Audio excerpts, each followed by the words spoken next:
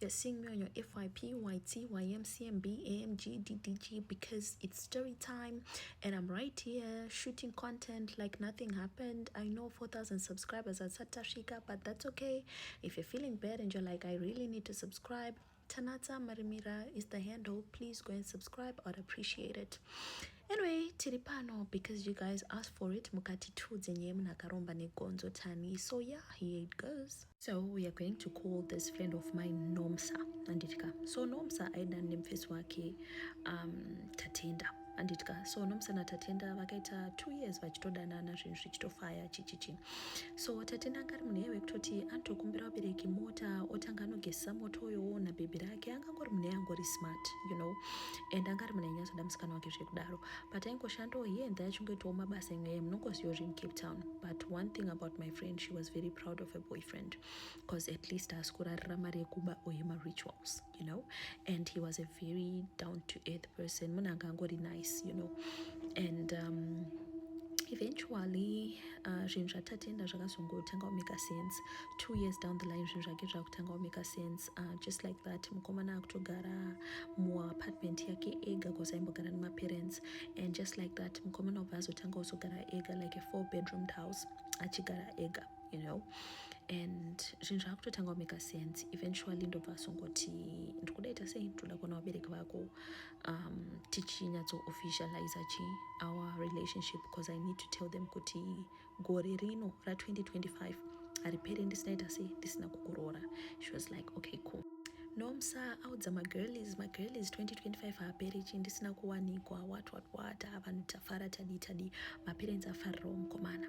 So Tatenda 2025 yeye anga akuita mota dzakati dzimwe dzichiswa pauber, dzimwe paindrive, dzimwe kumba paipaka kumota kumba kwake kwaipaka about 4 cars dzinenge dziriko dzese in total, and then dzimwe dzinoitiswa basa and whatnot.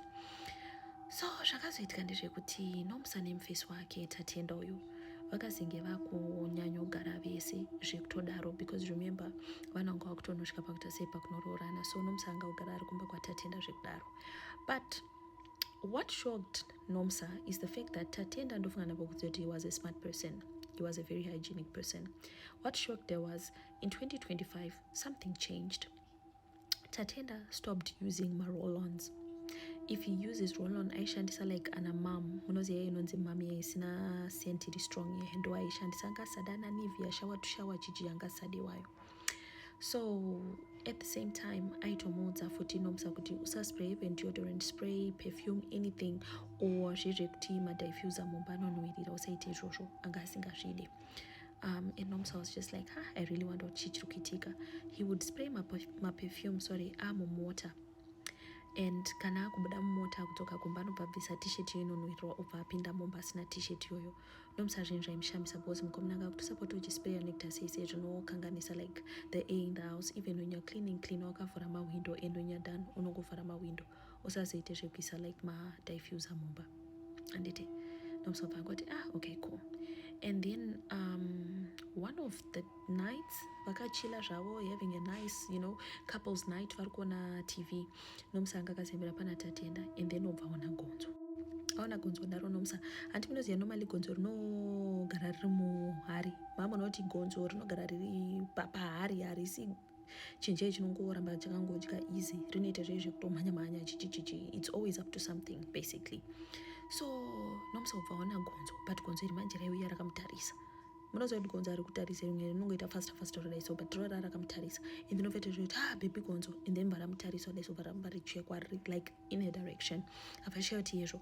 So you know, bhutsu dzadziri pasi yemakumbo akanga ari hanging in the air, mamwe rimwe gumbo riri pacouch, then obvaita zvezvekuti gonzo richepari obva aritemera mune bhutsu kuitira kuti like kuita kunga roda kurouraya. And then mukomana wake obva ati iwe unopengerewe, zvanziona gonzo iri chichi, zvanzi unopengerewe, ungabva wada kuroya gonzo ipapapa. Ofichanga nichi ragi rewaiti, obva angoti maybe mufesi wangu chi ari kutyira ragi rake rewaiti kuti ndoita sei ndorishibisa. Obva angoti I'm so sorry chichi, zvanzi ungabva wada kuroya gonzo iriyo, watangoona gonzo nhasi richichichi. She was just like, okay, cool. So apa anombozvisa musoro. Time passed by, time flew by, whatever. Papera nguva, eventually pane mumwe musi waigeza Tatenda, makisenseni achigeza. Tatenda achigezwa daro like nomusanga kadara, so the bedroom had like in suite aigezeramo bathroom iri bedroom, and then it just happened kuti nomusanga pati rega ndimukendise nendo toilet, nomusamuka bebe endo toilet, and then akaona from a distance akaona kuti tatenda akagara mutaba ari kugeza. But then what shocked her was the fact that tatenda had white towels, drying towels, face towels, bathing towels esanga ari white, but at that time pakamuona zvezvekuti achidaiso kumusana zvekugeza kumusana ndinenge uchidaiso netowel akaona like black, so pangoti maybe ndiri kubva unomuka plus I'm a bit far, rega ndiswedere padhuze. Then ubva aswedera padhuze, aswedera padhuze ukaona like tatenda that time ari kuzvirinza achidaiso mvura, but mutab paside pake pakati pake netab like kuedge keke kwakune something to black, and then nomusaupaita zvekuskima zvikanzi because akaona like zimuswe regonzo zvikanzi kana tatenda chi kanzi hausi kuona gonzo iri, zvikanzi gonzo riipiwa handisi kuona gonzo, zvikanzi iri gonzo riri pasai pako, zvikanzi the guy was shocked of it. Iwe gonzo rapinda sei munomu, zvikanzi ndatombetonge ndarona chichi, zvikanzi ndotorona izvezvi aitiritsi it, oh my gosh, thank you so much. Ndobva nomusobva taita zvezvo kuti wait handiritori rinorasa, and then the boyfriend was like no, don't worry, ndozorirasa, don't worry about it, I don't want to stress you, chichi, just go back to sleep, I'll sort it out. And then she's like okay cool. So ipapa anombozvisa musoro. That was incident number 2. Then nomsa ndobva amboona futi gonzo that time aibika, saka paibika akaona gonzo futi rakadongorera, ndobva ati iwe mumba muno mundotonetsa magonzo, so akaita zvezvekuti unotora like banga riro rinobva kuti uchida kukanda kuti ndirirove something like that. Saka paakada zvikanati newe unopengera ungabva watorera gonzo izvozvo, zvikanzi magonzo they are pest, they are irritating chichi, zvikanzi but ndozvaungabva watoita gonzo iri chichi, he became so emo, zvikanzi newe ungabva watoita emo daro, zvikanzi chirungu kutadzisa ungoti like ungoti ngatitsvage like zvimacreambani zvezvechi, you know, that was tatenda saying that, zvikanzi okay kungatizotsvaga chi macreambani, okay fine. Papera nguva manje makonzo aye, and then tatindobva ati ndakazoisa zvecreambani, don't worry kusisina chi makonzo kumba. And then ndandakangona kukudzai guys, tatenda hanzi 2025 anga asisageze nesipo, anga ungogeza nemvura, chaitogeza nacho yange iri like Dettol, like the liquid Dettol antiseptic iyo ndo yaigeza nayo. So ndobva nomusobva toti hamba muno mune chimwe chismell chichichi, hanzi no ndakudza kutovhura mawindo douuse like madiffuser chichi zvinondikanganisa, like I have my sinus, that type of thing. Nomusobva acho okay, zvikanzi does that explain why isuri kuda zvinhu zvinonhuhwirira chichi, and then I was like yeah, that was his what getaway statement yekuti ndine masinus. Nomusobva ati okay it's fine.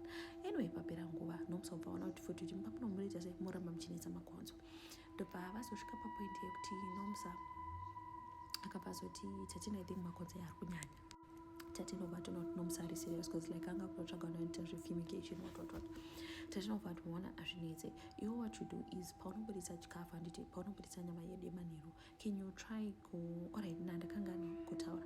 So what happened was tatenda anga kunonoka kudzoka kumba zvekutora like every time nomsa would sleep at his house ainonoka kudzoka kumba ikunodzoka kana like kuma 10-11, so nomsa aimusira chikafu, but tatenda ita zvezvekuti when you cook, can you cook like chikafu chinenge chevanhu 6, right, so that I can eat some of the food paunenge usiri panapa. And then Nomsa was like okay cool, that would make sense. Saka aibika chikafu chakawanda, but what would surprise Nomsa was the fact that mangwana makuseni pano mukanona like mufreezer musisina chikafu chimwe cheche chaanga arongedza, and then upangoti you know mumba hamusi mako at the end of the day maybe munatakura kana pa friends or something, so aingoti ameno, so ndo zvaitika. And then tatinobvaita zvezvekuti can you like cook chevanhu 2 chedu and then woisa like nyama isinobikwa paside pote tichisira makonzo, and then cook some of the food, let's use it as like bait yemakonzo, because inini I have seen pari kubva nemakonzo arobuda ne this other room paritonge there's a whole what you know he's trying to explain. Nomsa seminari murodo vangu it's okay nigrikina nomsa vati saka nomsa anga kubika chikafu and then oise nyama isinobikwa nechimwe chikafu chiri cooked muplate, saka inzi isa chikafu chocho plate and woisa this room unosvika uchiisa muroom imomo like muri dark, saka iti ndinoishandisa like a pantry, it's like a pantry, so that's why muchipinda makonzo because ndo munogara chikafu. So aingomutichi unongopinda ungoisa chikafu like pakati, and obviously makonzo fall for it and then ndozorasa mangwana. Okay, fine. It became a routine yekutoti like every day angangonzi just cook ndozoisa mushonga inini and then what ndozvaigara achita sei ndozvaigara achudza nomsa. So tonomsa it became a routine utongoti ndikabika and then ndonesa plate chichi because ipapa angasenyanya une makonzo steak, so she was like maybe zviri kushanda, so we'll just keep doing that.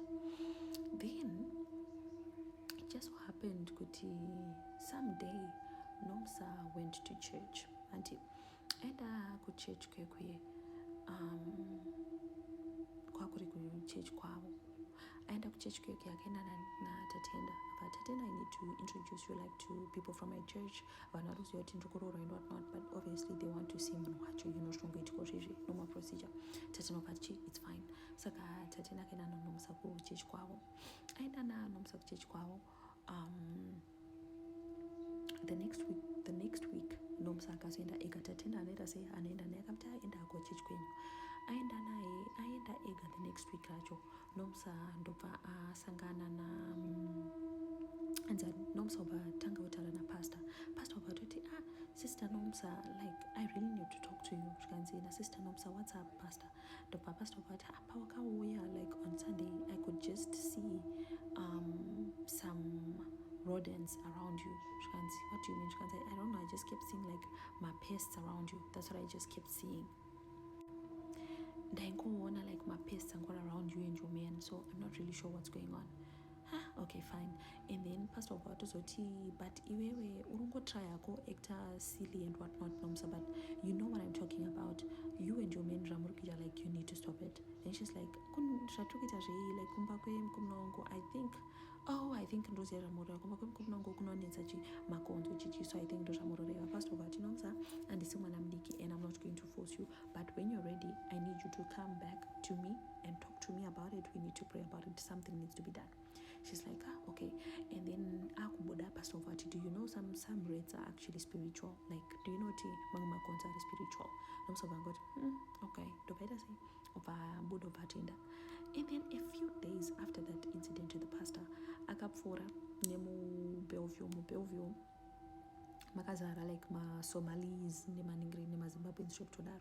So she's passing by kakona ikako kane mukadzi anotengesa mishonga yechivanhu, like zvechivanhu, mishonga yejeko, mishonga yebonde, mishonga yemusana, mishonga everything yechivanhu, that type of thing. And so nomsa ari kupfuura pane mukadzi uyoyo vati zvonzvo enda utombonyare musikana akasvikasvika sewe kutoita basa rekuromba unyare.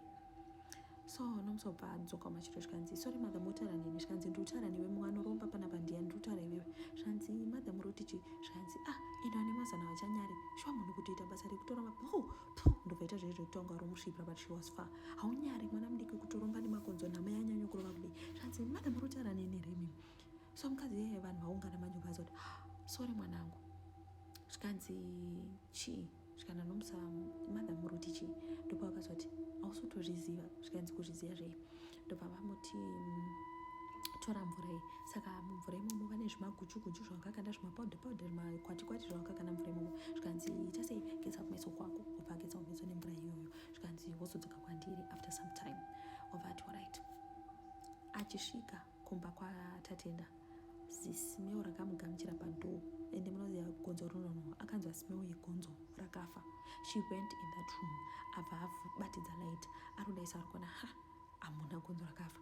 Arikuenda kuseri kwemasofa, arikuita sei arikunyatsotsvaga kuti where is the smell coming from. Tatenda comes back obva muti kochi, zvikanzi ausikunzwa smell yenhingirikini, smell yegonzo rakafa.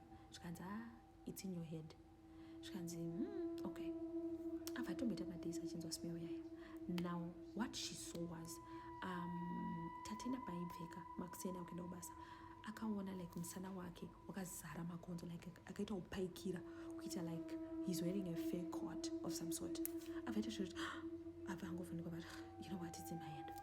Ndobva aita sei? Ndobva azoenda kune mukadzi yayo. Zvikanzi pane zvokuitika kumba. Zvikanzi alright, now that you've seen something, unoziva here kuti wanga uchifidha zvikwambo. Zvikanzi zvikwambo zvei? Zvikanzi makonzo wanga uchifidha zvikwambo. Zvikanzi no ndansiri kufidha zvikwambo ingori nyaya yekuti makonzo chichinhu. Zvikanzi no, zvawaona that's the truth. Makonzo awaona kumusana kwemukomana wako iwayo ndo anotomuchengeta makonzo iwayo. iwe wangotofidha zvikwambo zvake ipo paya wangotonoendesa makonzo aya kumaendesera chikafu wangochitomafidha. So that's how you are included in this equation, because you're what, an accomplice, that type of thing. Ndopazvakazotanga kuklika zvikanzi you know what, zvakumeka sense. Ane paakanditsamwira zingaite ndichida kuuraya gonzo, indakangofunga kuti maybe arotyira matrake or something, and pane paakamboita zvezvo nditi I'm overreacting yemakonzo zvekutodaro, and pane pandakatomboona achitogeza naro zvikanzi exactly that's how he makes his money. Akaromba using makonzo. So mumba make mutogara nemakonzo, that's why he doesn't like zvinhu zvinonuhwirira, because mumba make munofanira kudominatwa simiwo nemakonzo. You understand? So ndopazvakatanga kumekera sense, and then she was like, so ndoita sei?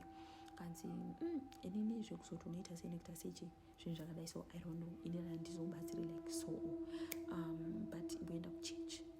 Ndopakazoenda kuchechi because akavaudza kuti you know what, pastor wangu anga atombochichichi a few days just before I met you chichichi. Ndobva muti chimbodzokera chichi munonzwa kuti pastor anoti chi. Ndopakazoenda na pastor vaudza pastor so ndopakazoexplainira kuti pastor mukomana wangu chichichi, that the whole story yandakodza ndomaudzira akangova ito. Pastor vachiti we need to pray, and then they started praying, and then ndobanzi chi, what you now need to do is you need to get rid of everything that man bought you, because that stench is going to be all over your clothes, all over whatever he bought you, hair, everything that he bought you, you need to get rid of it. Kanzi nanomsa apa manje vakutondidhakirwa manje, because I can't let go of all those things he bought me. Ndobva ndichazodzoka tozotaura. Ndobva pastor vati okay, it's fine.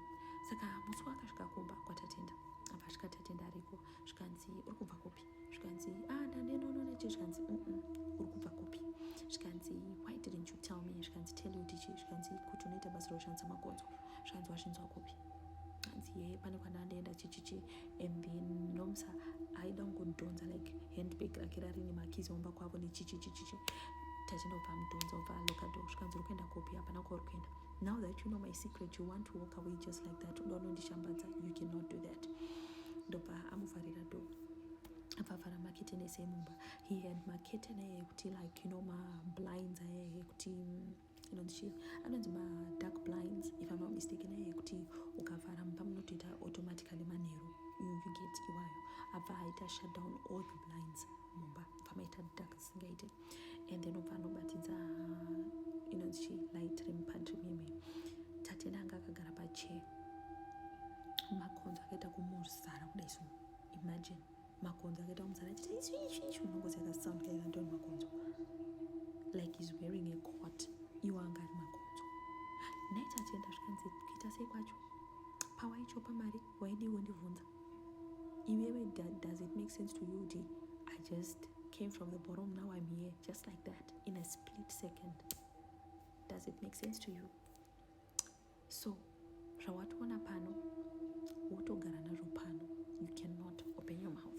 Vaya nomsofanzi ukangodza munhu ndinoku but andiko directly ndotanga ndauraya vanhu vemumba menyu uchiri mbenyu unyatsokafila kapeni kacho ikako, and then ndozopedzisira newe. Ndozvaakaudzwa nani ndatatenda. Nomsofa ati pandatyisidzirwa muri, of course I cannot tell anyone anything. Ndobva anyarara. She went on about with her life, but akamboita kuti madays achinatsofunga ndodii, but the man is good, but ndodii munhu ndiyo andodaurorwa naye ndoita sei. Eventually akazodzokera napastor. Pastor akati I knew you would be ready. Zvikanzi pastor, what do I do? Ndobva wamuti take this holy water and this anointing oil. Ndoda kuti gonzo rauchaona unorimwaya even riri 1 chibhodhoro chese, kabhodhoro keanointing oil unokadira kese pagonzo iroro, and then you take it from there. Avati okay fine. Ndobva adzokera mumba kwatatenda. Another day raitozoita tenda hako. Ndobva asvika abva aona gonzo. Saka akatoona gonzo like achitovhura do akaona gonzo, but like gonzo iroro rakatochila zvezvo kuti uri kuita panapa, ndobva amhanyisa gonzo rebva ramba richimhanya. Abva ramulida mupantry, abva aona makonzo ayawanda. Ndobva amuunganira achimudya like kumudhonza bvudzi achiti wa achitongaro munjoboro or something, like she just had a lot of bruises paari, and then ndobva atiza. Then tatenda pambudza zvikanzi aswamboya kumba, zvikanzi ndauya, and then makonzo aya chichichi. Zvikanzi I know, they told me. Why would you do that? ndobva azodzokera tatenda ariko. She took that holy water with her, abva adira 1 gonzo holy water. Tatenda agomutuka, agomurova, kumurova. Vanhu vanga vari around ndovakatozouya maneighbors vakati hey, stop it chichichichi. Tatenda bhatanisa mamessages, ndichakuuraya mfana iwewe. So like tatenda temiyo akabva abuda mumbo make achitodrive achiisira Nomsa mamessages, ndichakuuraya chichichi, you know, that type of thing. Achidaro achisa voice note here, he had an accident. Rezvo takatonzwa kuti chichichichi, ndobva atonzwa kuti tatenda paitika accident. Abva aenda kuhospital. Achisvika kuhospital kyokyo, tatenda was very mad. Ndobva Nomsa ubva atonzi since uri girlfriend, call his family, what family ndobva yauya. And then tatenda ubva atoti I really need to confess. Ndobva akonfesa nefamily yake, ndozvandandichiita nomabasa andandichiita chichichichi. Family yacho ubva yatongoti rekatsvage vanotibatsira, like you know, zvezvo kuti makutongoda kuti mwana awanirwe chinyasha since akonfesa.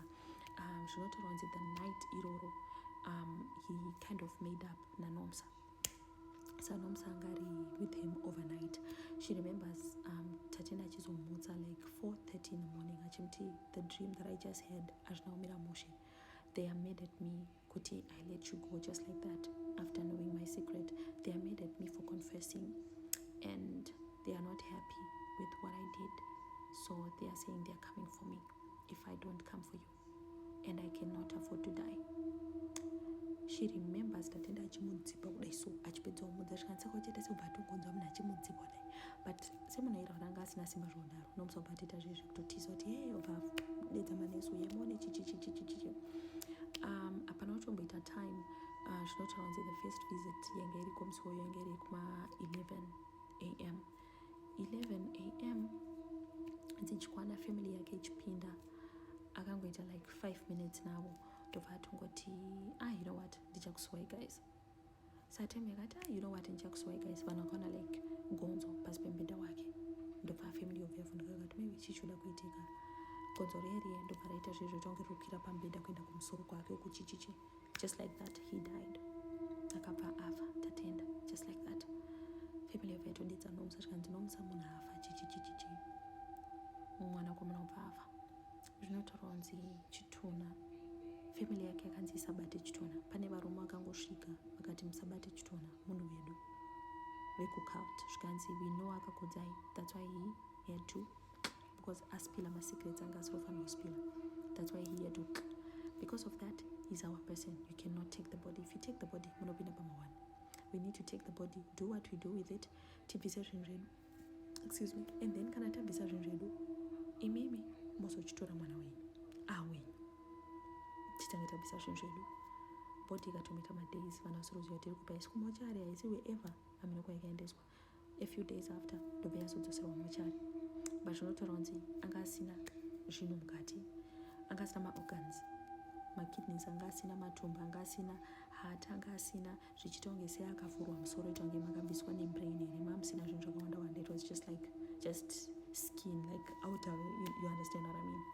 Ndozvaanga angori. Musi wekuigwa kwake pakasvika vanhu vangaongoone mari vanenge mashamwari ake kuromba, ndo vakazoti kana mapedza kuchema nekuta sei tiso tichazomeka sure kuti coffin raenda 6 feet under. So till this day they don't know if tatenda was really buried or maybe mutumbi wakabviswa ukanoitiswa something, because munhu wese was advised kuti endai ibvai pano. Handi munoziva pamene muchiti ivhu kuivhu muchisa ivhu chichichi, that was it. Vanhu ivo vanofushira vakatonzi imbomirai tichazoita zvedu tega isusu semasawira ake, and then tozomuviga. They don't know if his body was in there or not. They just don't know. So zvakamubata to the extent yekuti Nomsa went for a cleansing ceremony kuti like I need to be washed off whatever chinhu zvandakaitirwa miko zvinhu, because ndakadyisawo makonzo, you know, that type of thing.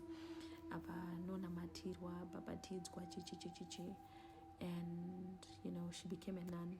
Our sister wekuroma Nomsa, she was that traumatized. So yeah, ndiyo nyaya yekuromba yakaitika neshamwari yangu Nomsa. People who know me obviously know nyaya iyi like zvikutodaro. And yeah, Nomsa turned out to be a nun. 2025 akapera ato nun. She's still a nun, and she asked me tell you guys the story. Nyaya iyi yakapendereka muna November ndopa yakaitika like kuzofa nekutara sei. She only managed to tell me kutanga kwa January this year. But izvi zvekuzoita nani chichichi akatozondoudza mid January ndopa akatozoti ndakangana kuudza so ndatopedza like chikosi changu chandanga ndichiita what saka ndanyatsoenda kuconvent manje pesa vana ndichitakuichiona ndamo convent. So she's getting it done. She's now a nun, our sister. And she said, I need to tell ladies this story so that it can help one or two people. When you see certain red flags, do not ignore them. She ignored the fact that Mkomone from nowhere, Chafaroshan Sanivia. She ignored the fact that Mkomone Chafarema defusa Mumba. She ignored the fact that this guy Yanga Chikizane Gonzo, he just washed it away, he brushed it off. She ignored the fact that Mkomone Angani Gonzo, Muningrikin, One. Paid actor angane gonzo muningirikini mutab akutanga onyepera kufiringika and whatnot. She ignored the fact that arutobikiswa chikafu every day like it's a ritual, even nenyama isinobikwa achinza anoendesaomo. And she was even told kuti Makonzo aya haasi kufara newe.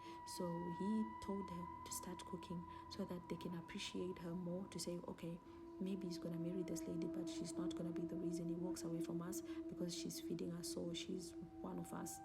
That was the reason he was making Nomsa feed these rats. But chikafu chese cheche andanjitaura chiya chekuti ainzibika chikafu chevanhu 6 or 5 what chaipiwa Makonzo aifida zvikwambo zvake. This is what I mean when I say kuromba is not about kuita nyoka.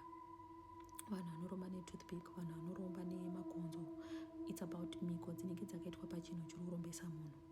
I think I told you ndikati kune vamwe vanhu vanotoromba nenumber 2 yavo. Do you know that? Vanhu vekutoti every midnight ichitongokwana kudai anotomhanya kutoilet kunozvibatsira, because ndo panotobva mari yake ipapo. The more yaanozvibatsira time iyoyo achiita zvinhu zvakawanda, the more inowanda mari yake. So those people tend to eat a lot during the day, during the morning, during the afternoon, during the evening, because vanofanira kuita zvinhu zvakawanda at midnight. Ndakudzenye vanhu vanoromba nematoothpick, vamwe vanoromba nekusati wachiswa ndape, kunzi usawache ndape ozodzoka naro kwaunoromba every month end.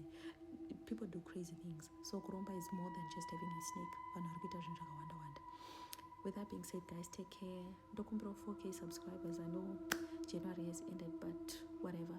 I'm recording this video on the 30th of January because tomorrow, the 31st, I'll be busy, but obviously I'm going to post it on the 31st on Saturday. So I think it's time for me to say have a lovely Saturday, have a lovely weekend. Bye-bye.